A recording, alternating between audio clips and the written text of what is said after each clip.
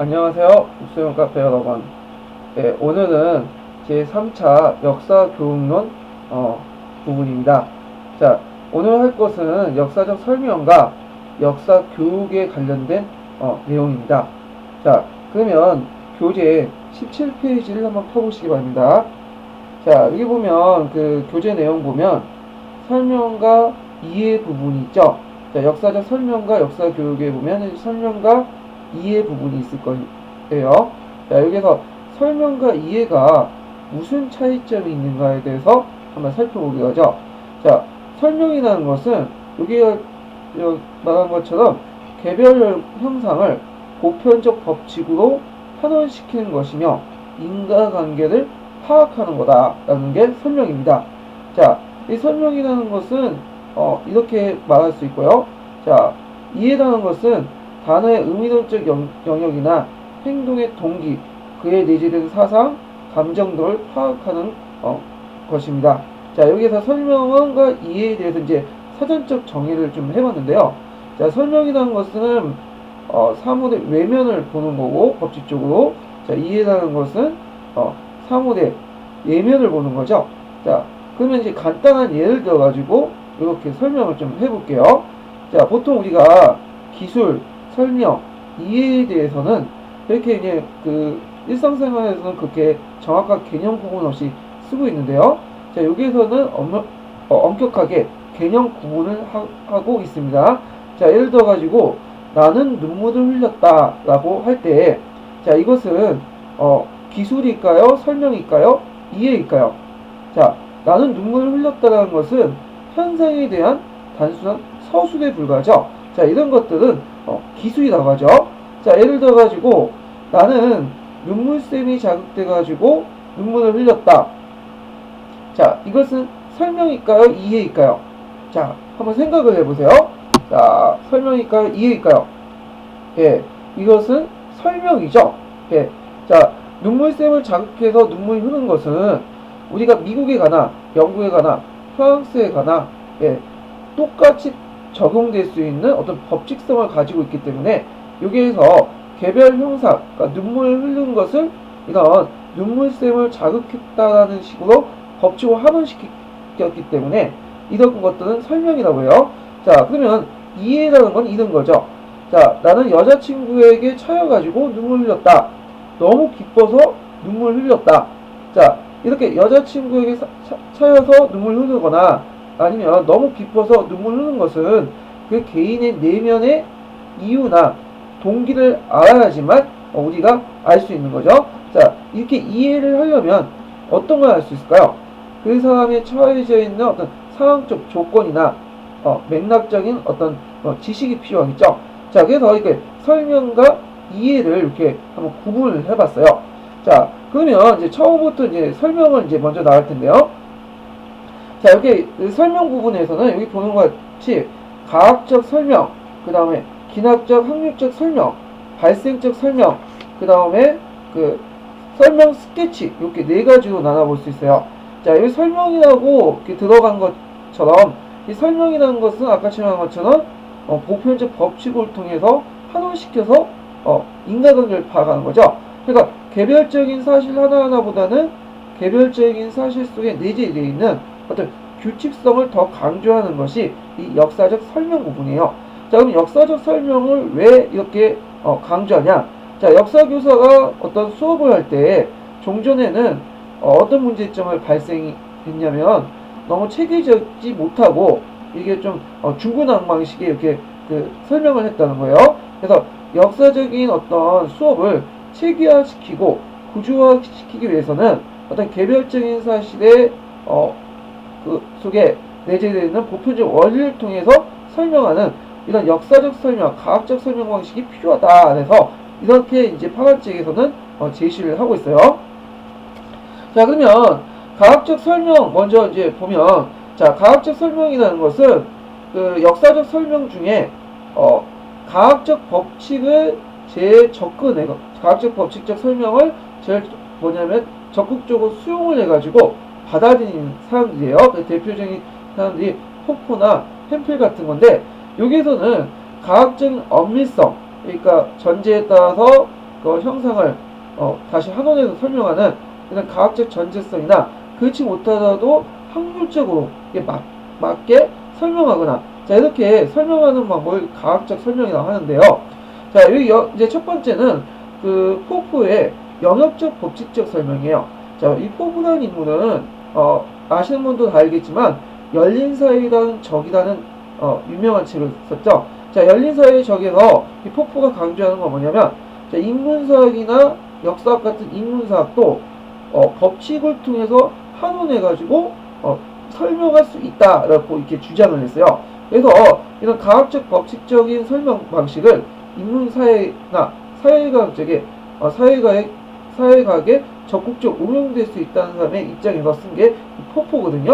자, 이 포포에 보면 제시한 그 설명 방식은 영역적 법칙적 설명 방식이야. 그래서 요 사전적 정의를 보면요. 자, 모든 시기와 장소에 적용될 수 있는 포괄 법칙에 의해 어떤 사물이나 형상을 설명하는 거죠. 자, 아까 전에 설명한 것처럼 내가 눈물샘을 자극해가지고 눈물을 흘렸다.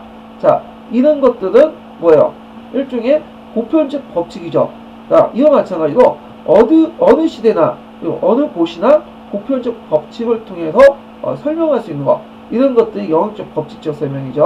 자, 그래서 첫 번째 문장을 보면요. 자, 기온이 빙점 이하였고, 자, 차에 부동액이 들어가지 않고, 자, 차가 밤새 길에 놓여 있었다. 어떤 상황에 대한 설명을 쭉 하고 있어요. 자, 그러면 여기에서 그렇기 때문에 라디에이터가 독파되었다 이런 말 있죠. 자, 그러면 상황에서 곧바로 결과가 넘어가면 이것은 영역적 법칙적 설명일까요? 자, 이걸 뭐라고 하죠? 자, 생각을 해보세요.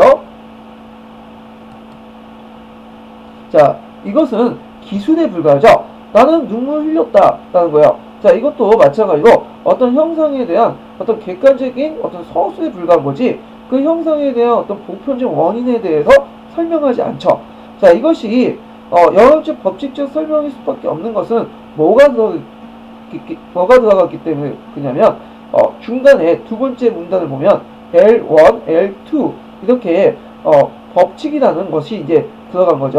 자, 기온이 빙점 이하면 물은 0도씨에서 온다라는 거죠. 자, 이거 0도씨 온다라는 이런 영역적 법칙적 설명을 한원시켜서 이렇게 설명을 했죠. 자, 이렇게 해가지고 이런 식으로 설명을 하면 영역적 법칙적 설명이 돼요. 자, 근데 주의할 것은 여기 보면 제가 오타가 좀 있거든요. 팽창한다라든지 이런 것들 좀 고쳐주시기 바랍니다. 자, 근데 영역적 법칙적 설명은 문제점이 있는 게 뭐냐면 과학적 형상에 대해서는 제대로 설명할 수 있어요. 자, 미국에 가나 우리는 한국에 가나 중국에 가나 H2O는 물이고 물은 100도씨에 끓는다는 건 다 똑같은 거죠. 근데 미국하고 영국하고 중국이나 이런 곳곳에 이제 사회적 어떤 정치적 구조가 다르기 때문에 그는 과학적 법칙적 설명을 인문사회 부분에 그대로 적용할 수 없는 여러 가지 문제점이 생겨요. 그래서 이 문제점을 이제 보완하고자 그 포포의 후계자였던 햄펠이라는 사람이 제시한 것이 뭐냐면 기납적 확률적 설명이에요. 자, 이 기납적 확률적 설명은 시험 문제 한번 출제됐으니까 꼭 기억을 해두세요. 자, 기납적 확률적 설명을 그 사전적 정의를 보면요. 자, 통계적으로 볼 때 높은 확률을 가지고 있는 사건들의 관계를 하나의 법칙으로 삼는 거죠. 자, 그래서 이것도 똑같이 마찬가지로 먼저 상황이 주어지고 상황에 맞는 법칙이 제공되고 그에 대해서 이제 결과가 나오죠. 자, 영국에서 청교도들이 탄압을 받았다. 자, 영교도의 청교도들이 탄압을 받았는데, 자, 이 탄압을 언제 받았죠? 세계사 지식인데, 제임스 1세 때 탄압을 받았죠. 그래갖고 이들은 종교적 신념에 따라 박해를 받았으면 어떻게 돼요? 종교를 자유롭게 믿을 수 있는 지역으로 이주하겠죠. 그래가지고 청교도 중에 일부인 잔류파들이 영국에 그대로 남아있고 나머지 피그님 파더즈라는 사람들이 저기 버지니아 가서 말을 잘못했네요. 미국의 식민지에 가가지고 이렇게 그 메인 플라워 선언을 하고 식민지를 이제 세웠죠. 자, 여기서 이주할 수 있다는 문장을 꼭 보세요. 자, 여기 뭐 두 번째 문장, 법칙 L에 보면, 자, 이주할 수 있다는 것은, 앞에 그 압력이 증가한다, 팽창한다, 언다와 무슨 차이점이 있을까요? 자, 이주할 수 있다는 것은 개연성을 가지고 있는 거죠. 확률적인. 그래서, 기납적 확률적 설명은, 이렇게, 앞에 있는 영역적 법칙적 설명이 100% 환원된다면, 기납적 확률적 설명은 이주할 수 있다는 식의 개연적 문장을 써가지고 그럴 가능성이 있다는 식의 설명을 하는 거죠. 자, 그래서 만약에 여러분들 시험 문제장에 딱 시험 문제를 봤을 때 이게 영역적 법칙적 설명인지 기납적 확률적 설명인지 헷갈린다, 혼돈스럽다. 그럼 어떤 식으로 이렇게 그걸 구분해야 될까요? 예, 두 번째 문장을 보고 하죠. 그래가지고 단원적으로 언다, 팽창한다, 증가한다. 자, 이런 식으로 말을 하면 이것은 영역적 법칙적 설명이 되는 거고, 자, 이주할 수 있다라는 식으로 개연적으로 설명하면 기납적 확률적 설명이라고 하죠. 예. 자, 그렇지만 이 가학적 설명은 확률이냐 정확하게 딱 떨어지냐 그 차이점이 불과한 거지, 공통점은 뭘까요? 예, 보편적 법칙성을 추구하는 거죠. 개별적인 사실보다는. 그걸 꼭 기억을 했어요. 그래서 기납적 확률적 설명도 뭘 추구한다? 예, 법칙성을 추구한다. 시험 문제 한번 나왔으니까 이거 기억을 해두시고요. 자, 그러면 기출문제를 풀어보죠. 자, 93년 8번 문제 보는데요. 자, 여기서 역사적 일반화의 성립 가능성의 주요 근거이다. 이와 같은 주장은, 자, 하나의 역사적 사건에 대한 진술, 그것을 성행하거나 동시에 일어난 제조건으로부터 진술된 또 경험적으로 입증 가능한 보편적 법칙이나 이론으로부터 직접 영역될 수 있다라거든요. 자, 이것은 이제 보면 딱 예상 답안이 두 개가 나올 수 있어요. 포프의 상황 논리와 그 다음에 햄펠의 포괄 법칙이죠. 자, 이거는 그 햄펠의 포괄 법칙이라 될 수도 있고 상황 논리가 될 수 있어요. 왜냐면 이 상황 논리는 행위 이론에서 나온 건데요. 자, 인간의 행위를 설명할 때 어떤 법칙성을 가지고 설명할 수 있다는 이론이에요. 그래서 1번과 3번이 답일 수가 있는데 정확한 답은 제가 공개가 안 돼가지고 정확하게 예측을 할 수 없어요. 자, 그래서 이렇게 좀 기억을 해두시고요. 자, 발생적 설명 부분인데요. 이것은 시험 문제 안 나왔으니까 그냥 넘어갈게요. 별 중요하지 않으니까요. 자, 그 다음에 뒤에 넘어가서 설명 스케치 부분을 보자. 설명 스케치 부분을. 네. 자, 설명 스케치 부분 보면, 자, 보통 이제 설명 스케치 부분을 그 생략적 부분적 설명이라고 하죠. 자, 실제로 법칙이 게재되어 있죠. 외연적으로 그게 생략하거나 원인을 가지고 있는 여러 가지 속성 중에 그 일부분만 드러내서 역사적 설명하는 방법인데, 자, 생략적 부분적 설명은 햄필이 그 당시 자율론자, 그러니까 개별적인 사항을 강조하는 어떤 간념론자들의 공격을 받고 그들의 주장을 어느 정도 적극적으로 수용을 하면서 만든 제시한 이론이에요. 물론 이 이론도 결국에는 궁극적으로 법칙성을 강조하는 거예요. 자, 우리가 보통 이 설명 스케치를 다른 말로 전묘적, 소묘적 방법이라고 하는데, 자, 보통 전묘와 같은 것들 보면 가까이에서 보면 점으로 이렇게 이루어졌기 때문에 이게 무슨 형상인지 잘 모르죠. 근데 한 걸음을 이렇게 물려나가서 멀리서 보면 어떻게 일종의 그림이 보이죠. 이런 것처럼 개별적인 사실들이 이렇게 점처럼 이렇게 나열돼 가지고 마치 이렇게 법칙성이 없는 것처럼 보이지만 그 안에는 일종의 법칙성이 내재돼서 길게 보면, 장기적으로 좀 넓게 보면 이렇게 좀 물려나서 보면 일종의 법칙적인 모습으로 이렇게 비춰진다는 거죠. 자, 이런 것들이 이제 설명 스케치 부분인데요. 자, 그래서 여기서 이제 그 예문을 든 게요. 파란책에서는 이렇게 예문을 들었어요. 자, 케사르가 노비콩강을 걷는 것은 그의 야망 때문이다. 자, 케사르가 노비콩강을 걷는 건 그의 야망 때문이다. 여기에서 하나의 법칙이 빠져있죠. 자, 왜 야망을 가지고 있는 사람은 어떤 위험을 가지고 있더라도 돌파하려고, 어떤 위험을 가지고 있더라도 자기의 목적을 수행하려고 한다. 자, 이것은 너무 당연한 거기 때문에 뭐예요? 생략을 할 뿐이고요. 예.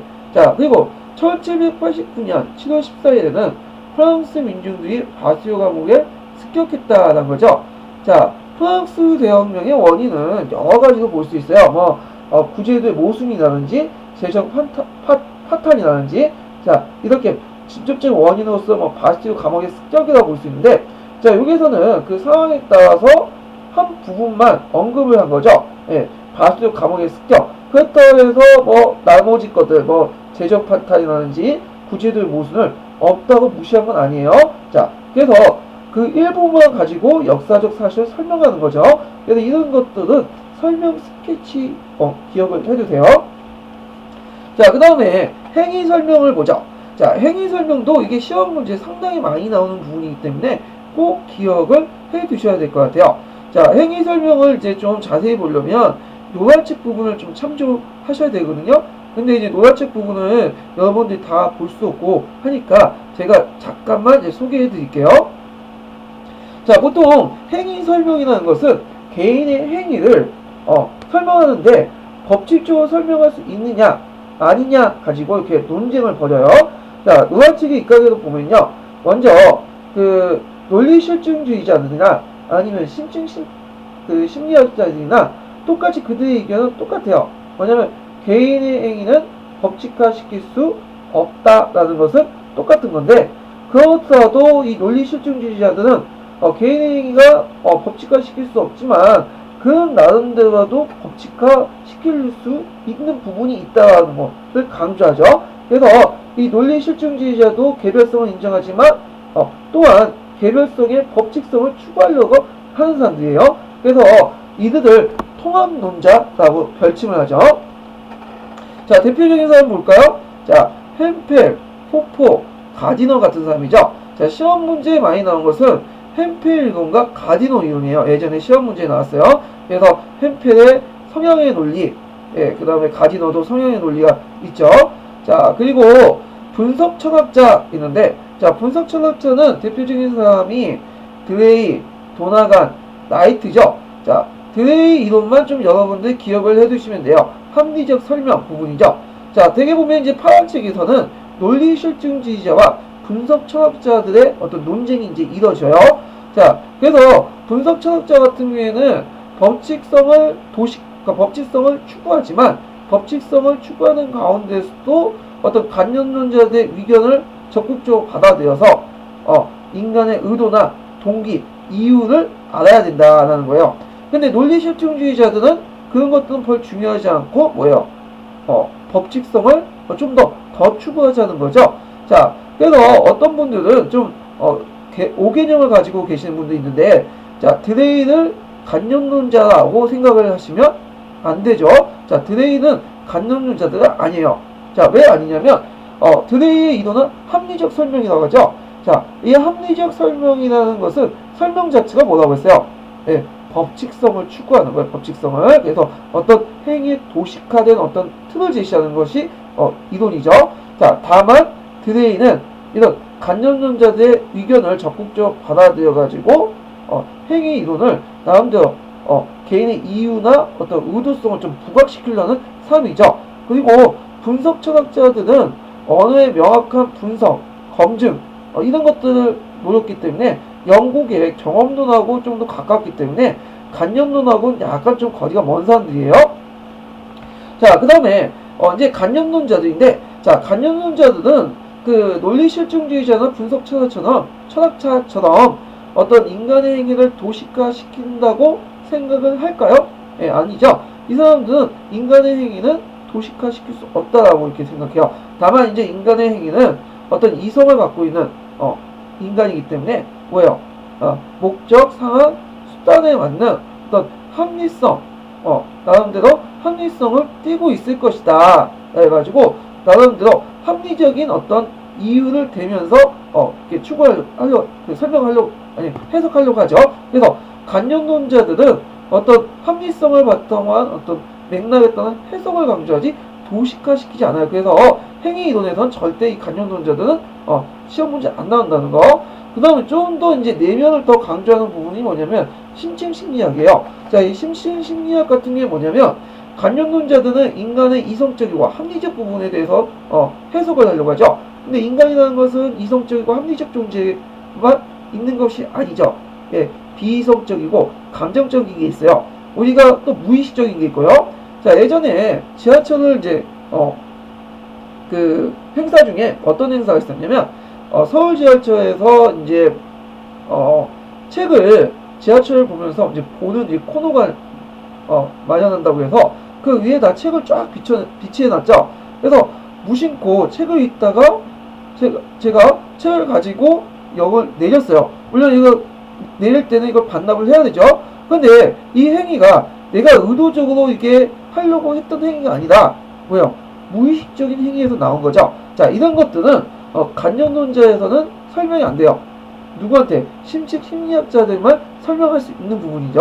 그래서 논리실증주의자, 분석철학자, 간접론자, 심층 심리학자들의 이런 행위 이론들 좀 이런 것들이 있다는 걸 좀 인지해 주시고, 자, 파란책이나 노란책에서 강조한 부분은 이 논리실증주의자와 분석철학자들의 어떤 논쟁을 이제 설명을 하고 있어요. 자, 잠깐만요.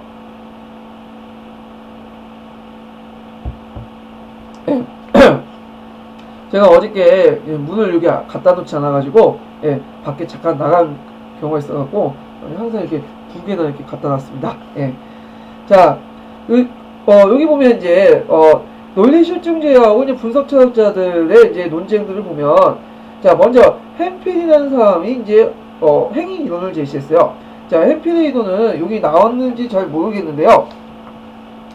아까 침에 설명한 상황 이론을 말한 거죠. 자, 햄필은 인간은 목적, 상황, 수단에 따라서 나한테 합리적인 존재다. 그래서 그 상황에 따라서 인간은 자신의 목적에 맞는 어떤 선택을 할 것이다 라는 거예요. 그래서 예를 들어가지고 주식이 막 올랐어요. 자, 주식이 오르면 사람들 너도 나도 이제 뭐예요? 대출을 빼든지 돈을 받아서 대출을 받든지 아니면 다른 데 돈을 빼가지고 주식을 사겠죠. 예. 자, 근데 오늘날 같이 주식이 금융공황을 한펴봐갖고 주식이 떨어졌어요. 자, 물론 주식이 떨어졌다고 해서 이렇게 사는 사람도 있겠지만 대개는 주식을 팔아버리죠. 자, 이것은 주식이라는 어떤 경제적 사항, 어떤 이익을 목적으로 하는 어떤 행위자의 입장을 때는, 주식을 통해서 이익을 추구하는 사람들의 입장을 때는 그 상황에 맞는 절저한 수단이겠죠. 자, 이런 어떤 사람이든 대부분 99%의 사람들이 그 상황에 처했으면 그렇게 할 것이다. 상식적으로 봤을 때. 자, 이렇게 주장한 것이 햄펠의 상황 논리예요. 그래서 햄펠의 상황 논리는 좀 더 법칙성을 좀 더 강화시켜 나가는 거죠. 자, 이에 대해서 누가 반론을 했냐면 뒤에 나와 있는 드레인을 이제 반론을 했어요. 자, 드레인은 햄펠의 어떤 목적, 상황, 수단에 따른 합리적, 인간은 합리적일 것이라는 것을 나름대로 인정을 해요. 그렇지만 이 합리성은 모든 사람이 다 인정하는 합리성이 아니라 개별적인 합리성이라는 거예요. 어떤 사람이 보기에는 이게 되게 비합리적이라고 볼 수 있겠지만 그 사람의 입장을 때는 상당히 합리적인 경우가 많다는 거죠. 자, 예를 들어가지고 어떤 사람이 지하철에서 뛰어내서 자살로 위장해서 죽으려고 해요. 자, 이런 사람들 입장을 때는 다른 사람 볼 때는 되게 합리적이죠. 자, 근데 이 상황은 지금 상황이 되게 경제적으로 어려워요. 처자식 굶어 죽고, 자, 그런 상황에서 보험금을 노리고 사고를 위장해가지고 뛰어내서 죽으려고 한다. 자, 이 사람의 입장을 때는 이 드레이온의 입각에만 되게 합리적이죠. 자, 이래서 그 사람의 입장에서 합리적이라고 알려면 그 사람의 뭘 알아야 되죠? 예, 이유를 알아야 되죠. 이유를 알아야 되고, 그 이유를 알려면 동기, 의도 이런 것들을 알아야지만 할 수 있는 건데, 그래서 드레이는 간접론자들의 의견을 받아서 인간의 의도나 동기 같은 것들 적극 도식화시키는데 편입을 하려고 하죠. 자, 이 드레인의 합리적 설명 이론을 제시하니까, 자, 이에 반발해서 누가 반발할까? 예, 가디너나 햄펠이 반발하죠. 자, 가디너 같은 경우에 이제 설명하는데, 가디너는 파란책이 없고 노란책 부분이 있어요. 자, 가디너가 이제 말하기를, 자, 인간이라는 것은 각각의 어떤 성격을 갖고 있다, 성향을. 그때 이 성향을 갖고 있기 때문에 뭐예요? 앞으로 과거의 행동을 보고 후에 미래의 행동을 예측할 수 있다라는 거죠. 자, 예를 들어서 제가 북소년이 자료를 만들었어요. 자, 자료를 만드는데 예전에 자료를 계속 공개를 했으니까 그 후에 자료를 뭐예요? 공개할 것이다 라는 것을 예측을 할 수 있죠. 자, A라는 사람이 성격이 되게 더러워요. 그러면 한 대 얻어 맞았어. 자, 얻어 맞았으면 어떻게 되겠어요? 화가 팍 나겠죠. 그럼 어떻게 됐어요? 예, 때리겠죠, 주먹이. 자, 이런 것들은 그 전에 그랬으니까, 그 사람의 성향이 그랬으니까 앞으로 그럴 것이다 라는 어떤 예측 가능성, 법칙화를 시켜놓을 수 있겠죠. 자, 그 다음에 가디너는 햄페는 가디넌의 이론이 어느 정도 정당하다라고 인정하지만 이 이론도 좀 문제가 있다는 거야. 그래서 이 드레이 이론을 깨면서 새롭게 제시한 게 뭐냐면 햄페는 가디너의 이론은 단순한 거야. 한 사람을 대상으로 하고 있지 이 성격이 더러운 사람이라는 것은 단수죠. 그러다 보니까 일반화될 수가 없다는 거야. 개별보다는 성격이 더러운 사람들이라는 복수, 그런 사람들이라는 복수로서 이게 해야지만 좀 더 일반화되고 가학화될 수 있다라는 식으로 해갖고 햄피에노는 어떤 집단을 이제 설정을 했어요. 그래서 성격이 더러운 사람, 그다음에 성격이 좋은 사람 이런 식으로. 자, 그러면 이걸 이제 설정을 하고 햄피는 또 드레이론을 또 비판하고 드레이론을 역으로 이용을 했죠. 자, 드레이론 같은 경우에는 합리적 설명을 하면서 인간의 합리적인 어떤 이유에 따라서 행동을 한다고 했죠. 그러면 햄필도 이렇게 합리적 이유를 통해서 행동하는 그 사람 자체도 뭐예요? 일종의 합리적 성향을 가지고 있는 사람이죠. 자, 합리적 성향을 가지고 있는 사람들은 예전에 뭐예요? 목적, 상황, 수단에 따라서 그런 행동을 했고, 그 다음에 지금도 그렇게 할 것이고, 그리고 앞으로도 그렇게 할 것이다 라는 식으로 예측 가능하다라는 거죠. 그래서 햄펠의 성향의 이론은 좀 더 가디노의 성향의 이론보다도 업그레이드한 이론이에요. 자, 그래서 햄펠 같은 경우에는 좀 더 구체적인 대안을 제시했어요. 그래서 이것이 이렇게 딱딱 절대적 하지 않더라도 그렇게 할 수 있다는 식으로 가능적 개연성이 존재한다는 식으로 이렇게 그 자신의 이론을 또 좀 더 누구였죠? 그래가지고 확률적으로 이렇게 할 수 있다는 식으로 이러한 사람들은 이렇게 할 수 있다는 식으로 이게 나름대로 뭐냐면 유연성 있게 적용할 수 있다는 식으로 이제 이론을 약간 수정을 했어요. 자, 이렇게 이제 서로 치고받고 하는 과정들이 이제 이렇게 나와 있는데요. 자, 그러면 이제 구체적인 내용을 한번 보죠. 자, 먼저 합리적 설명 부분이 있습니다. 이 합리적 설명 부분은 꼭 기억을 해두세요. 자, 합리적 설명은 핵심 단어가 뭘까요? 예, 이유죠, 이유. 예. 자, 예전에 이게 시험 문제가 나왔어요. 그래서 그 통계적 설명, 기하학적 그 확률적 설명의 핵심 단어는 법칙인 반면에 요거는 이유예요, 이유. 자, 왜 이유가 중요하냐? 아까 전에 드레이너는 목적, 상황, 수단이죠. 자, 목적, 상황, 수단에 맞게 사람들은 어떤 행위를 한단 말이야. 그러면 이유가 필요해요. 왜 그러냐면 여러분도 이 강의에 듣는 이유가 뭐예요? 그러면 나름대로 설명하겠죠? 목적은 뭐죠? 눈앞에 있는 인고를 합격하기 위해서. 상황은 인강을 들으니까 나름대로 좀 도움이 될 것 같아서 이 강의를 듣는 거죠. 자, 그래서 나름대로 자신의 어떤 의도나 동기를 이유라는 형태로 밝혔어요. 그래서 이걸 알려면 뭘 알아야 돼요? 이유를 알아야 되겠죠. 핵심 단어를.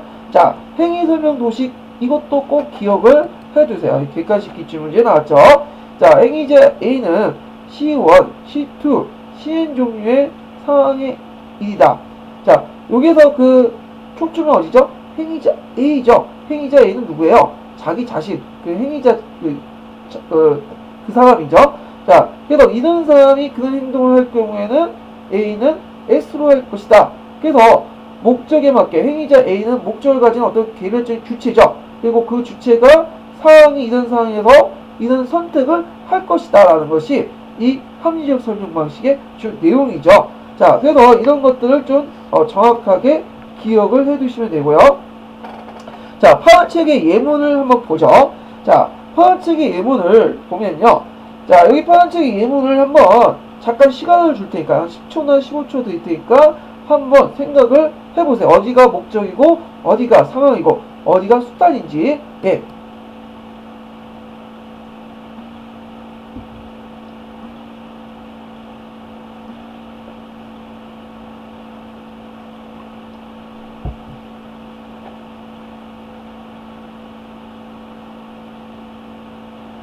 예, 같이 이제 해보죠. 자, 청해 간섭을 배제하고 자주적인 근대 국가를 수립하기 위해서는 자, 여기까지는 뭘까요? 예, 목적이죠. 민치 세력의 압력, 청해 간섭의 심화된 상황, 그 상황이 나죠. 그래서 목적 상황에 맞게 뭐예요? 정변이라는 어떤 수단을 선택을 했죠. 자, 이걸 좀 이 지문을 정확하게 좀 기억을 해주세요. 그래서 공사나 아니면 전공 역사나 이 파란색 부분, 그러니까 보통 이제 우리가 그 개론서라고 하는 부분에서 그 예물 그대로 시험 문제에 내는 경우가 많거든요. 그래서 예문을 이해 수단으로 사용할 수도 있지만 정확히 암기해 주시는 것이 뭐냐면 시험 문제 푸는데 되게 도움이 될 거예요. 자, 그러면 기출문제 좀 풀어보면요. 객관식 기출문제 보면요. 자, 행위자 A는 뭐뭐 사항이 있다. 자, 행위자 A가 나왔으니까 뭐예요? 개별이죠. 개별적인 목적을 강조하는 거죠. 자, 그렇기 때문에 답은 뭘까요? 드레이의 합리적 설명 부분이 되겠죠. 예. 자, 드레이의 합리적 설명 부분을 좀 더 이제 심화된 것이 나이트와 도나간인데, 자, 나이트 같은 경우에는 좀 더 뭐냐면 그 실천적 추론 형태로 합리적 그 분석 방법을 이렇게 사용했고 의사결정 과정을. 자, 그 다음에 도나간 같은 경우에는 아이들의 어떤 인지 수준이 너무 좀 발달하지 못하기 때문에 상황인식이 제대로 되지 못하거든요. 그런 아이들 대상으로 해가지고 목적성을 좀 더 부각시키는 목적지향적인 설명이죠. 네, 이걸 주장인데, 예를 들어가지고 뭐 이성계 같은 경우에는 아이들 이성계라는 사람은 다 알죠. 이성계 목적을 다 알죠. 그렇지만 이성계 사항을 모를 경우가 있어요. 그래서 사항은 단순화시킨 다음에 목적은 좀 더 부각시키는 목적지향적인 어떤 설명 방식을 했어요. 그래서 인지 능력이 발달하지 못한 학생들에 적합하다는데, 예전에 객관식 기출문제에 어떤 오답으로 이렇게 나왔기 때문에 요 정도는 이런 것이 있다라는 정도만 눈에 이렇게 발라주세요. 기억해 두시면 될 것 같고요. 자, 아까 전에 설명한 이 포포의 상황 논리 좀 보세요. 자, 아까 포포의 상황 논리도 드레이와 마찬가지로 목적, 상황, 수단에 맞는 합리성을 가지고 설명했어요. 그렇지만 드레이와 달리 도식화가 좀 다르죠. 자, 만일 누구든지라는 거예요. 자, 드레이는 뭐예요? 행위자 A는 행위자 B는죠. 근데 여기는 만일 누구든지요. 예, 만일 누구든지 모든 사람들이 이런 상황에 처해질 경우에는 그렇게 할 것이다 라는 식의 예측이죠. 자, 갑자기 차가 물에 내리고 있는데도 내린 고인 그 길을 걷고 있는데 차가 쭉 지나갔어요. 그러면 사람들은 이제 자동 방사적으로 어떻게 될까요? 우산을 밑으로 내려서 물을 피하죠. 자, 이런 것처럼 모든 사람이 그럴 것이라는 거야. 그래서 포포의 합리성은 좀 더 객관적이고 좀 상식적인 측면에서 보면 합리성인 반면에 그 다음에 그 반대로 그 드레이 합리성은 개별적 이유를 강조하는 합리성이죠. 자, 이런 것들을 좀 눈여겨보시고 참조하시기 바랍니다. 자, 그 밑에 이제 탐구학습 모였는데 이건 노란 책에 있는 내용이니까 좀 지나갈게요. 자, 쭉쭉 넘어가서 몇 페이지를 보시냐면 성향의 설명 보죠. 자, 성향의 설명도 시험 문제 많이 나오는 부분이니까 꼭 기억을 해주세요. 예. 자, 서열체 설명은 햄필이 주장하고 드레이가, 그러니까 먼저 제가 잘못 말했는데, 예. 가디너가 주장했고 햄필이 수정한 이론이죠. 자, 공사에서는 햄필 이론 정도만 좀 기억을 해두시면 돼요. 자, 성향이라는 것은, 그 사람의 의향, 그 사람이죠. 이렇게 오타가 있네요. 예. 의향, 태도, 개성 등 일반적인 성향을 근거로 한 거죠. 그래서 예전에 그럴 것이다 했으니까 앞으로 그럴 것이고 미래에도 그럴 것이다 법칙성을 하는 거예요. 그래서 인간의 행위는 뭐예요? 법칙화 시킬 수 있다는 거죠. 그래서 그 행위 설명 도식도 꼭 기억을 해주세요. 뭐와 비교해서 보시냐면 아까 설명한 드레이의 그 합리적 설명 도식과 비교를 해보세요. 자, A는 C 종류의 사항이 처해져 있다. 자, A는 여기에서 A가 나왔다고 해서 이거 합리적 설명 아니야? 이렇게 생각하면 안 되죠. 끝까지 읽어보셔야 돼요. 자, A는 합리적으로 행위하려는 성향이 있다. 자, 여기에서 핵심적인 표현이 뭘까요? 성향이 있다는 거죠. 성향이 있다는 거. 자, 그리고 합리적 행위를 하는 사람은, 자, 여기서 합리적 행위를 하는 사람은 뭐예요? A 한뿐만 아니라 A와 같은 뭐야? 합리적 하는 사람들의 어떤 집단 명사죠. 자, 이런 사람은 이렇게 할 거나 아니면 높은 확률성을 가지고 있다. 그래서 햄필의 설명 이론은 첫 번째 누구의 이론을 먼저 비판적으로 수용했냐면 가디너의 이론을 수용을 했죠. 그래서 가디너 이론을 비판적으로 수용해가지고 가디너는 단수인 반면에 이 사람은 복수를 제공했죠. 그래서 합리적 행위를 하는 사람은 만약에 가디너를 한다면 이런 것들이 나올 수 있을까요? 예, 그냥 얘는 합리적 행위를 하는 성향이다 라고만 말을 하겠죠. 자, 그 다음에 햄필의 이론을 또 깨는 것도 볼 수 있는 게 뭐냐면, 자, 햄필은 합리적 행위를 자체를 강조했어요. 근데 이 사람은 합리적 행위 자체를 또 뭘로 환원시켜 설명했죠?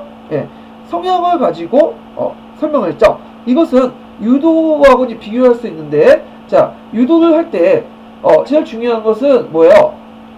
남의 힘을 가지고 자신을 남의 힘을 이용해서 자신의 승리를 이끌어내는 거죠. 예, 이것은 그 상대방의 어떤 논리를 이용을 해가지고 역으로 햄필이 깨버린 거죠. 자, 이런 것들 좀 기억을 해주시면 될 것 같아요. 자, 그럼 파란책의 어떤 그 예문을 가지고 한번 이제 들어보면요. 자, 이 파란책 예문도 좀 기억을 해두세요. 예, 자, 5초 동안 한번 생각을 해보세요.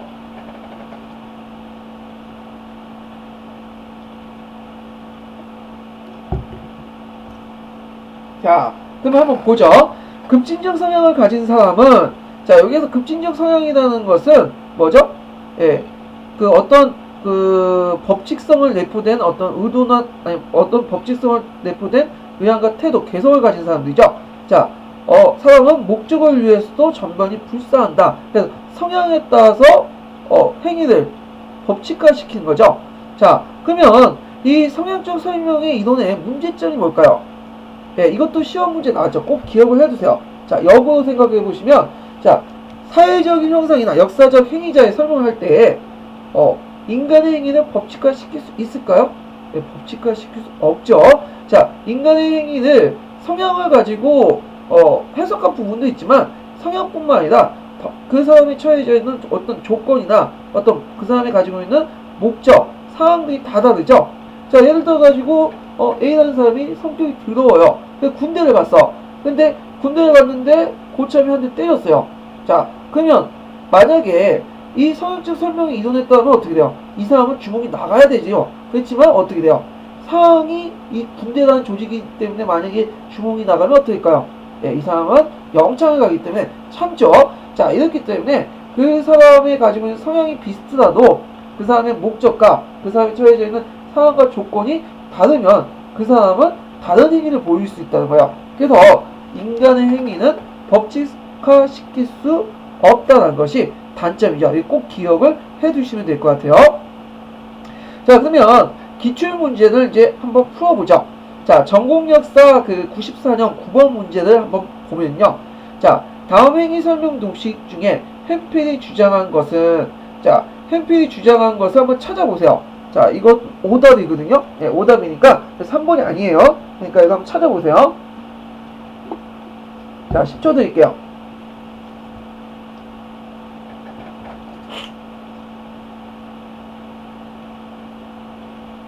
자, 그럼 같이 풀어보죠. 자, 햄필이 뭘 주장했죠? 성향적 설명을 주장했죠. 자, 성향적 설명에서 강조되는 것은 뭘까요?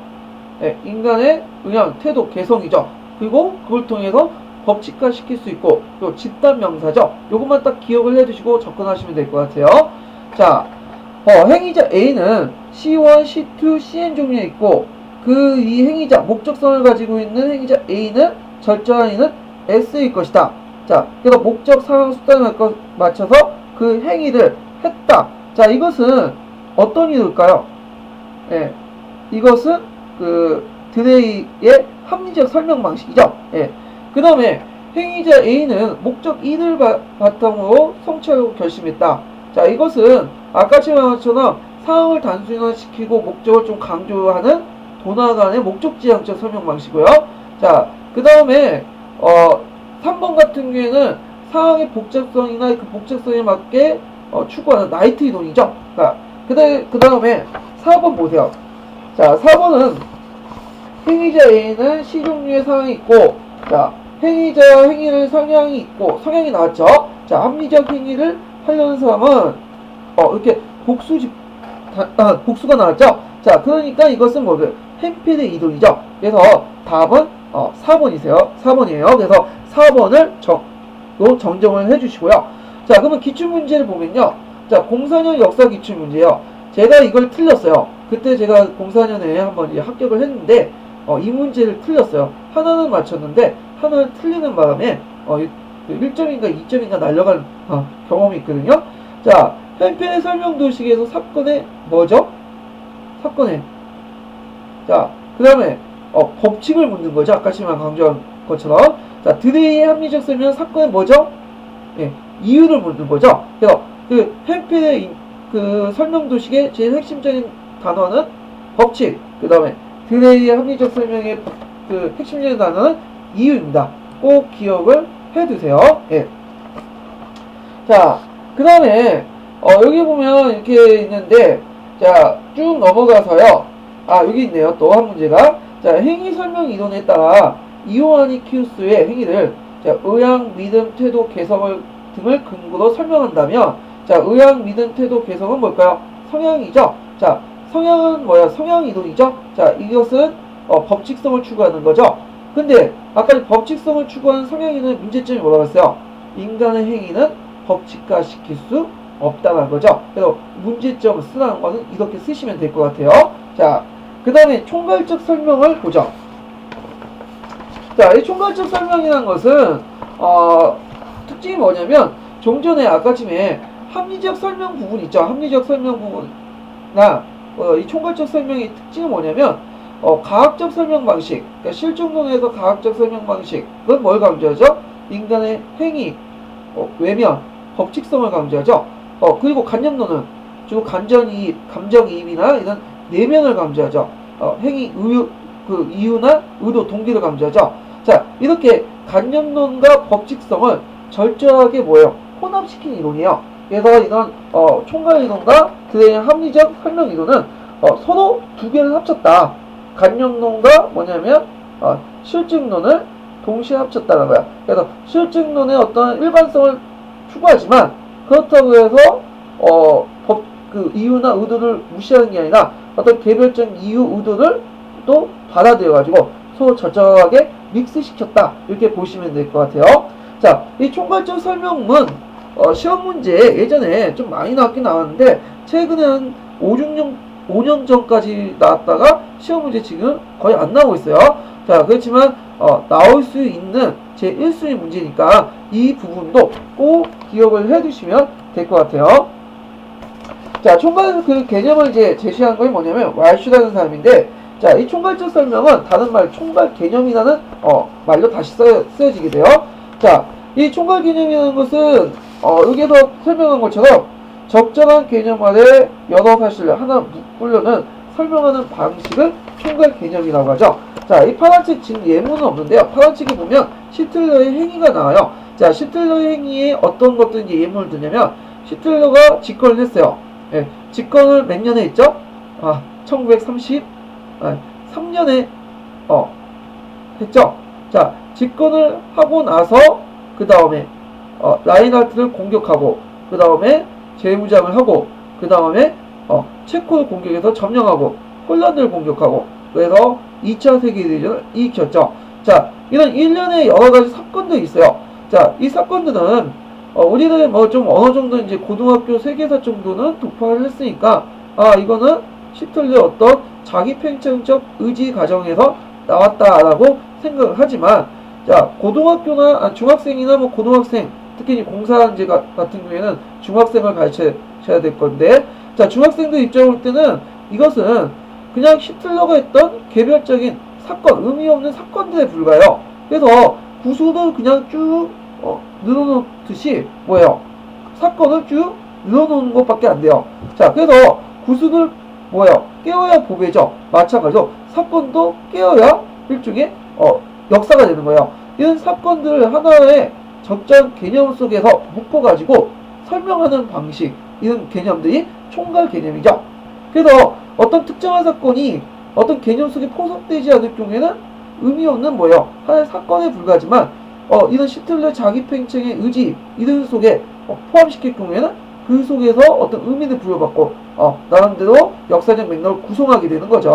자, 그러면 여기서 또 눈여겨볼 게 뭐냐면 총괄적인 개념, 총괄 개념은 실존의 개념의 틀을 가지고 왔어요. 자, 우리가 이제 사회교육론 같은 개념은 되게 보면 뭘 기준으로 하죠? 외적인 기준을 가지고 하죠. 예, 그래가지고 뭐 경제공학 같은 것도 뭐 디플레이션이라는 개념 가지고 설명한다든지, 그다음 인플레이션 개념도 뭐 이렇게 외적인 눈에 보이는 걸 가지고 설명을 하잖아요.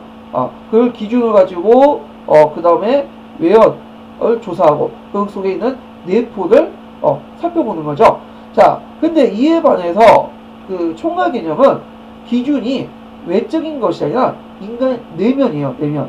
아니면 집단의 어떤 심성 이런 것들을 기준으로 하고 있어요. 이것은 총괄 개념이 다른 개념과 전혀 다른 그 차이점을 보이는 거죠. 이런 것들은 어디에서 받아들였을까요? 예, 간접론적 요소에서 많이 드린 거죠. 자, 그리고 총괄 개념이라는 것은 그 사회학에서 말하는 어떤 개념이나 일반화처럼 어떤 보편적인 법칙을 추구하려고 하지 않아요. 그 시대적 맥락에 맞는 중법칙적 어떤 일반화만 포함시키려고 하죠. 자, 그래서 시틀러의 자기 팽창 과정은 다른 시대, 다른 조건에서는 통하지 않는 중법칙적인 어떤 그 속에서 제한된 일반화는 성격을 가지고 있다는 거 좀 기억을 해두시면 될 것 같아요. 자, 그 다음에 또 하나의 특징이 있어요. 자, 이 개념이라는 것은 외적인 것들을 가지고 있기 때문에 원인과 결과가 정확하게 파악이 돼요. 1929년에 대공황이 일어났기 때문에 그 당시 독일의 중상층들이 어떻게 해요? 경제적인 어떤 빈곤을 겪게 되고, 그리고 그들은 누굴 선택했죠? 히틀러를 선택했다. 자, 이런 것들은 개념적이나 사회학의 개념이나 일반을 통해서 충분히 외적인 기준을 가지고 설명할 수 있어.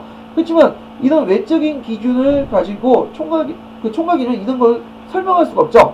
왜냐면 총괄 개념이라는 것은 히틀러의 어떤 인간 내면을 가지고 설명했기 때문에 어떤 그 인과관계에 맞춘 어떤 그 원인에 대해서 설명은 안 돼요. 자, 원인이라는 것은 아까 심에 1929년 이런 식의 어떤 객관적인 보일 수 있는 어떤 그것을 설정했대 원인이라고 하죠. 그래서 히틀러의 자기 개념이나 어떤 그런 내면적인 거는 원인이 될 수가 없는 거죠. 예, 객관적 관찰이 안 되는 부분이니까. 그래서 이 총괄 설명의 문제점이 뭐냐면 사건의 원인과 배경에 대해서는 설명하지 못한다는 거예요. 그래서 총괄 개념을 가지고 그 애들 가르칠 경우에는 어떤 걸 보조해야 될까요? 예, 총괄 개념과 함께 그 사건의 원인과 배경에 대해서 얘기를 같이 해주셔야 된다는 거. 예, 이것은 파란책이 없지만 노란책이 있는 부분이니까 좀 기억을 해두시면 될 것 같아요. 자, 그러면 총괄 개념의 장점을 보자. 자, 총괄이라는 것은 개념의 형식을 띠고 있기 때문에 구조화를 시킬 수가 있죠. 자, 여기서 구조화는 뭘까요? 예, 그 해당 교과의 핵심적인 개념과 단어를 말하는 거죠. 역사학에서는 핵심적인 개념과 단어라는 건 시간, 그 다음에 인과관계, 그 다음 변천 이런 것들을 말하는 거겠죠. 자, 그리고 총괄이라는 것은 개념의 형식이 되기 때문에 사건의 전후관계를 이 큰 개념 속에서 찾아볼 수가 있다는 거. 그리고 그걸 통해서 뭐예요? 관련 자료들 쉽게 찾을 수가 있죠. 이것은 책을 막 엉켜놓고 막 있는 것보다는 책을 어떤 목록에 맞춰가지고 개념에 맞춰서 이렇게 정리해 놓으면 우리가 쉽게 찾아낼 수 있는 원리와 똑같은 거겠죠. 자, 그 다음에 총괄적 설명은 개념을 형태를 띠고 있지만 아까 전에 뭐라고 했어요? 인간의 내면을 볼 수 있다는 거죠. 내면을 기준으로 했기 때문에 자, 과거의 구체적인 사건들을 되살릴 수가 있고 누구 입장에서? 과거 사람들 입장을 내면을 들어가서 그래서 과거 사람들이 생각하고 행동했던 방식을 이해할 수 있다는 거예요. 예, 그래서 총괄적인 어떤 설명은 설명과 함께 인간의 내면을 맥락과 상황에 따라서 이해할 수 있다. 이것은 일반적인 개념을 하지 못하는 어떤 그 총괄 개념만의 어떤 특징이죠. 자, 그러면 단점도 있어요. 자, 모든 역사적 사건을 총괄로 설명할 수 없고요. 예를 들어가지고 원인과 결과가 명확해야 하는 뭐 경제사 같은 거 이런 것들은 설명할 수 없겠죠. 자, 그 다음에 인간의 이념이나 목적 외에도 어떤 제도, 자연적 조건, 눈에 보이는 어떤 인과관계 명확한 이런 것도 동시에 고려해야 되는데 이런 것들을 무시할 수가 있겠죠. 일본하고 서로 연결시켜서 보시면 될 것 같아요. 그래서 장점과 단점, 특히 이제 장점 위주로 이렇게 좀 기억을 해 두시면 되고요. 자, 그러면 그 시험 문제를 보면요. 기출 문제를. 자, 94년 7번 문제 같은 경우 보면 자, 보기와 같은 특징을 가진 설명의 유형은 자, 어떤 사건이 사실 어떤 것인가? 그 사건의 실체죠. 그 사건의 결국 무엇이 된 것인가? 사건의 결과죠. 그래서 실체와 결과들만 보여주고 원인은 보여주지 않는 것은 뭐죠? 자, 월시의 총괄적 설명이죠. 총괄적 설명. 그때 원인과 배경을 수업 시간에 같이 덧떠서 해야 된다. 이런 걸 좀 기억을 해두시면 되고요. 자, 총괄 개념 부분은 파란책 부분에서는 좀 약간 언급돼 있고 자세한 부분에 대해서는 그 총괄 개념의 어떤 자세한 부분이나 그 다음에 총괄 개념을 그 구체적인 교수학습 방법에 어떻게 적용할 것인가 이런 부분들은 노란책 부분이 있어요. 근데 여러분들이 공사를 대비하기 때문에 이 노란책까지는 읽을 필요 없고 이 파란책에 있는 내용만 좀 정리를 해주시면 될 것 같아요. 그래서 그 뒷장에 있는 부분은 그냥 참고서가 쭉 보시면 될 것 같고요. 자, 뒤에 넘어가서요.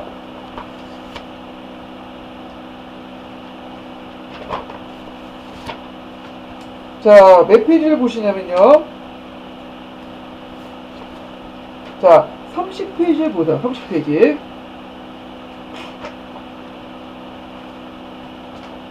자, 아까쯤에 이제 설명한 것을 이제 좀 정리를 해보면, 자, 첫 번째 언급한 부분은 설명 부분이에요. 자, 설명에는 가학적 설명이 있고, 가학적 설명 안에는 영어적 법칙적 설명, 기납적 학력적 설명이 있다고 했어요. 두 번째 같은 경우에는 이제 설명 스케치 부분이 나오고 있죠. 자, 설명 스케치 부분은 아까쯤에 뭐라고 했어요? 예, 자율성론자, 자율론자들, 그러니까 관념론자들 의견을 적극적으로 받아들인 거죠. 자, 이렇게 해서 이 부분은 설명이고요. 자, 설명은 실증론에서 강조한 부분인데 이 부분과 이 관념론자들이 이제 의견을 적극적으로 받아들여갖고 실증론과 관념론을 서로 이렇게 혼합시키는 이론이 있어요. 자, 행위 이론 중에서도 드레이의 합리적 설명 이론 부분과 그 다음에 또 뭐가 있죠? 아까 침에 설명한 말시의 뭐냐면 총괄 개념이죠. 자, 그러면 여기서 이제 설명한 부분은 그 이해 부분이에요. 이해라는 것은 아까 설명한 것처럼 뭐가 필요하다고 했죠?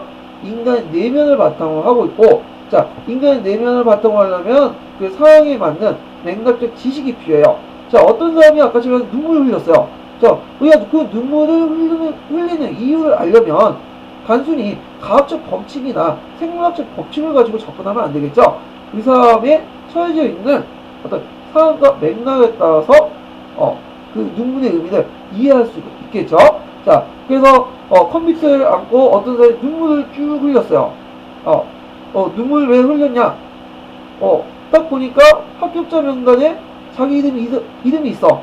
그러면 슬퍼서 울었다 이렇게 식으로 말하면 문제가 있겠죠. 뭐냐면 너무 기뻐서 감격해서 울었다는 거죠. 만약에 나 합격자 이름에 내 이름이 없어요. 그러면 그때는 슬퍼서 우는 거죠. 자, 이걸 알려면 아까 말한 것처럼 맥락적 지식이 필요해요. 마찬가지 역사로는 인간의 행위를 구성하는 그런 결과물이기 때문에 뭐가 필요하죠? 예, 맥락적 어떤 지식이 필요하다는 거. 그래서 상황과 어떤 조건들을 봐야지만 이런 것들을 하는데, 자, 이런 맥락적 지식에 대한 이해를 하려면 뭐가 필요하냐면 실증론적인 방법론의 접근론하고 좀 다른 식으로 필요하죠. 예, 간접이입, 추체력, 예, 직감 이런 것들이 필요해요. 그래서 특히 여기서 시험 문제 많이 나오는 부분은 감정이입이죠. 감정이입이죠. 예. 그래서 감정이입을 좀 기억을 해두세요. 자, 근데 감정이입도 여러 가지가 있어요. 물론 이 여러 가지 감정이입 부분은 그 노란책에 있는 부분이기 때문에 여러분들이 굳이 그걸 암기할 필요는 없겠지만 이제 좀 배경 지식을 좀 넓히는 차원에서 좀 참조하라고 얘기해 드릴게요. 자, 첫 번째 감정이입은 미학적 감정이입이에요. 자, 이건 주로 문학이나 이런 곳에서 쓰이는 거죠. 예를 들어가지고, 제가 마음이 되게 아파. 근데 마음이 아픈 상태에서, 깨꼬리가, 뭔가, 뭐냐면, 깨꼴깨꼴 하면서 막 짖어대요. 자, 그러면 나는 이 깨꼬리와 나를 어떻게 해요? 동일시하죠? 감정이입을 해서. 자, 그럼 깨꼬리가 뭘로부터 들리겠어? 깨꼬리의 그런 소리들. 예? 예, 이런 무섭다. 얘도 슬프구나. 자, 근데 내가 기뻐요.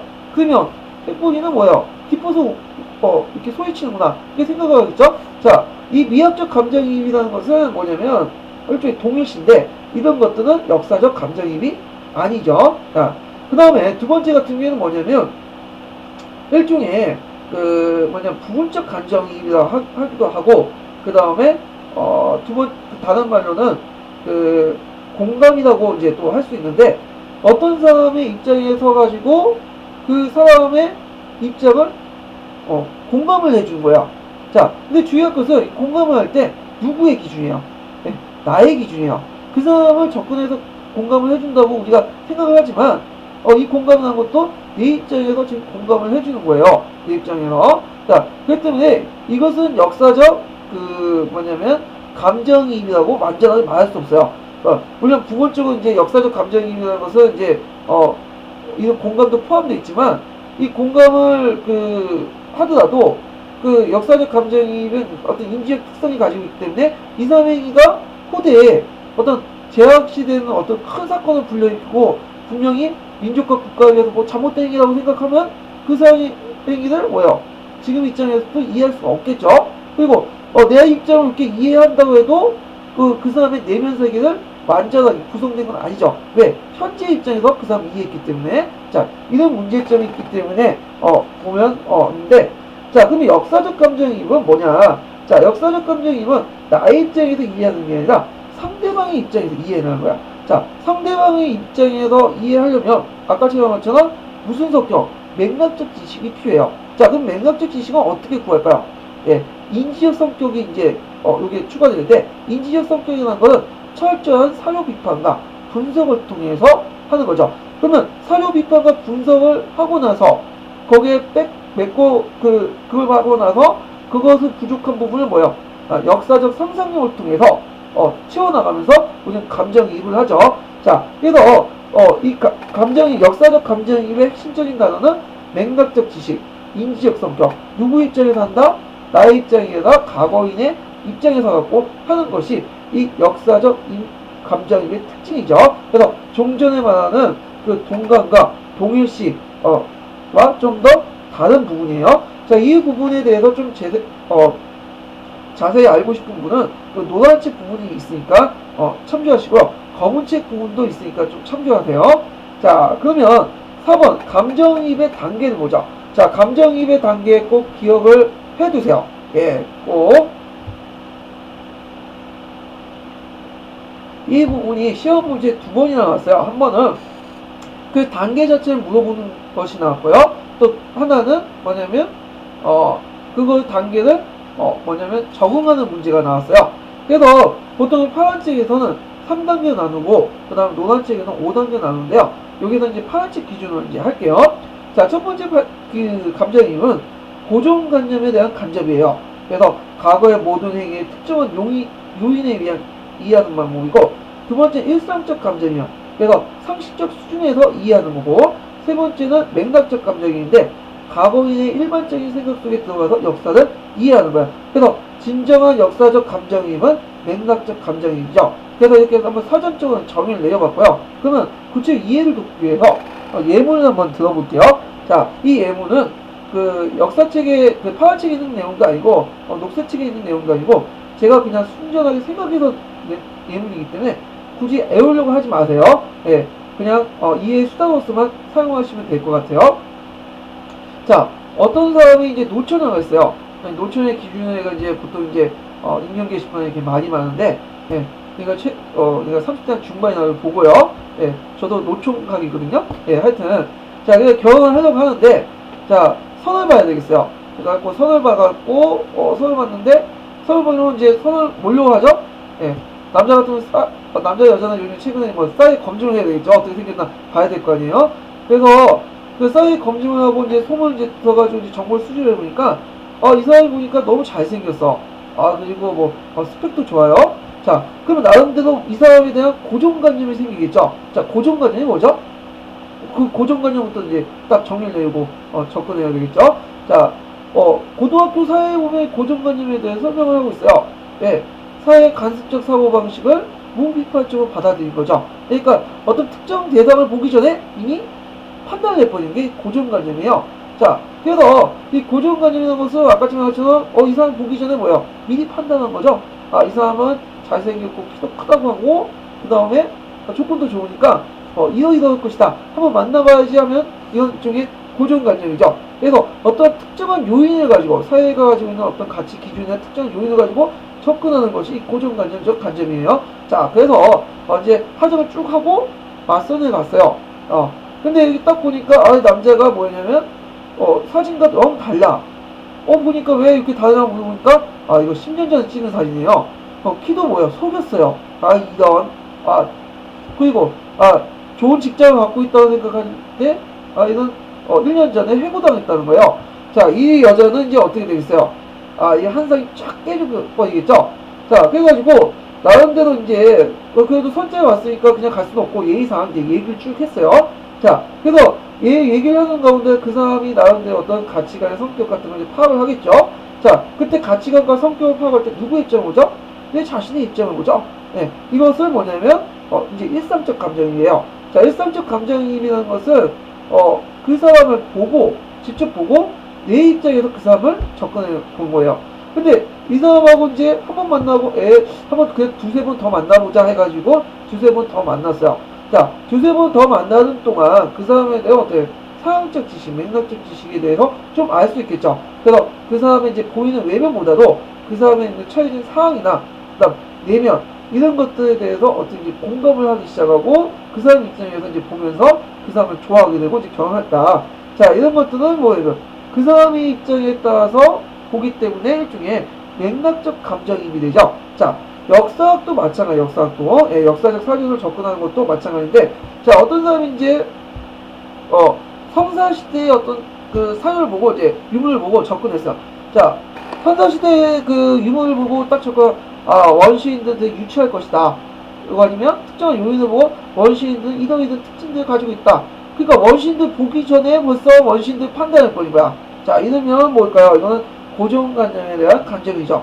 자, 근데 구체적으로 이제 들어가가지고, 이 그들의 생활들, 유물들 좀 보니까, 고정관념이 이제 깨지고, 자기 입장을 때서 그 유물과 어떤 생활상을 파악을 하게 돼요. 자, 이것은 일상적 감정이죠. 자, 원시인에 대해서 많은 그 맥락적 지식을 쌓아갈수록 어떻게 되겠어요?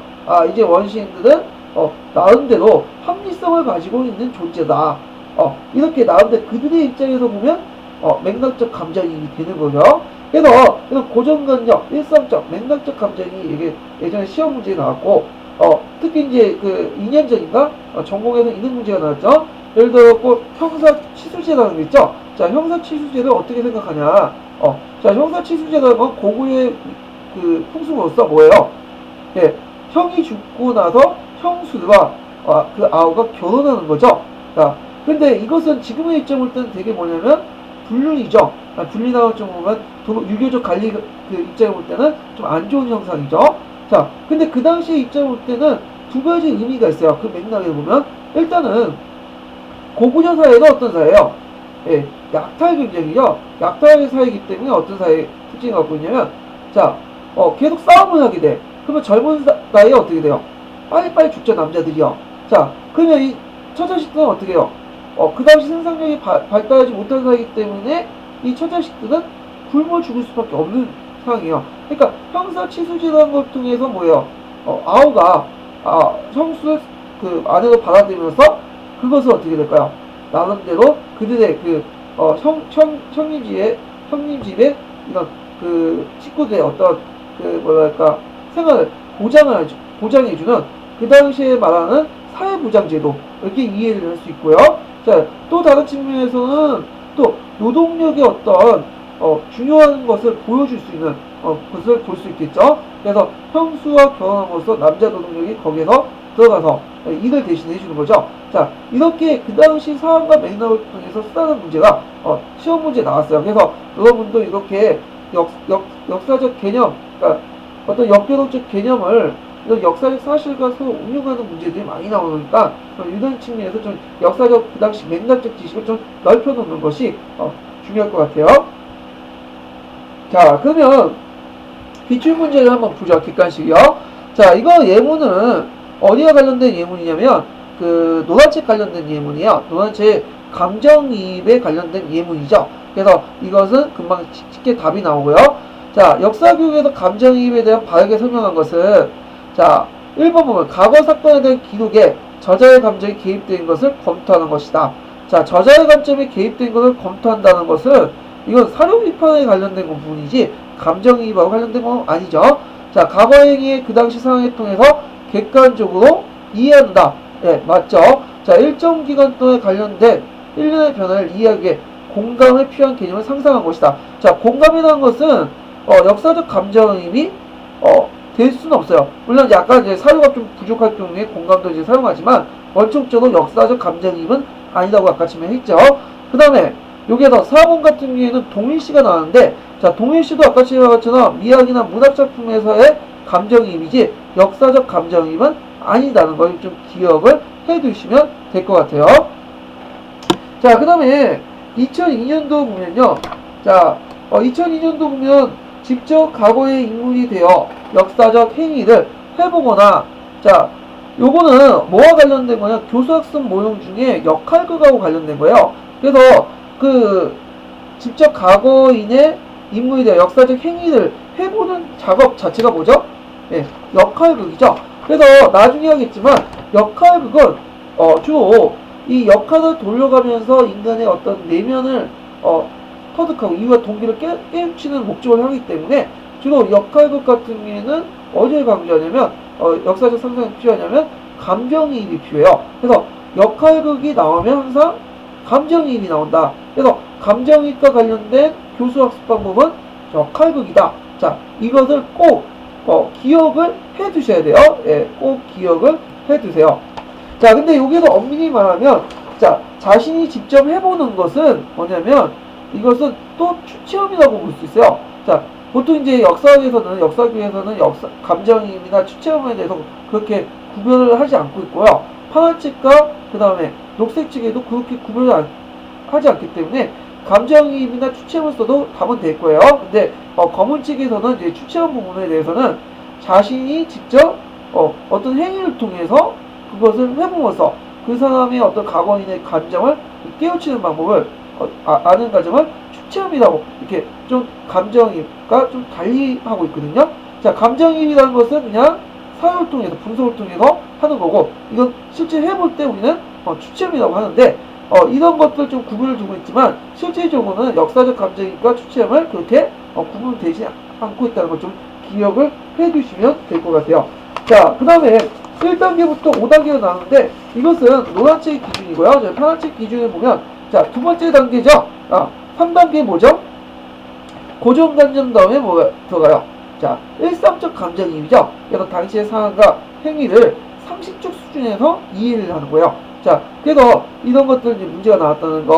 그래서 이 부분을 좀 감정이입 단계 부분을 좀 확실히 공부를 해두시면 좋겠습니다. 자, 그래서 그 뒤에 있는 부분이 역사적 해석 부분인데요. 이 역사적 해석 부분은 지금까지 시험 문제가 안 나왔고 그렇게 별 중요한 부분은 아니기 때문에 그냥 넘어갈게요. 그냥 역사적 해석 부분은 종전의 감정이입보다 좀 더 스케일이 넓다. 어떤 상황과 맥락을 좀 더 넓게 본다는 측면만 이런 게 있구나 하는 기억만 해주시면 될 것 같아요. 자, 그래서 이렇게 해서 오늘 강의는 마치겠습니다. 자, 어떤 분들이 이제 익명 게시판에 이거 찍는데 소리가 들린다 이렇게 하시는 분이 있는데요. 그래갖고 제가 미리 와가지고 좀 일찍 퇴근을 했거든요. 제가 보통 퇴근을 그 9시 반에 하는데 이제 그 교재를 만들어 좀 그 늦게 퇴근해요. 근데 9시 퇴근해가지고 이걸 한 1시간 동안 제가 가진 방법을 통해서 한번 해봤어요. 근데 계속 윙 거리는 소리가 들리더라고요.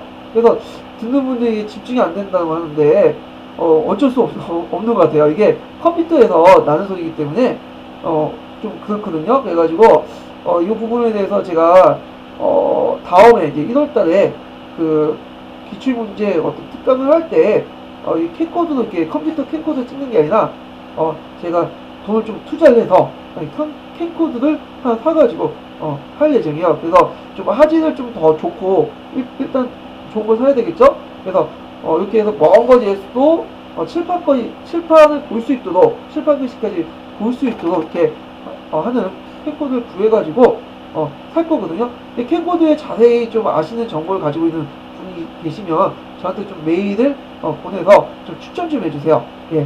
그럼 오늘 이렇게 강의 열심히 들어주셔서 고맙고요. 그러면 내일 뵙겠습니다. 안녕히 주무세요.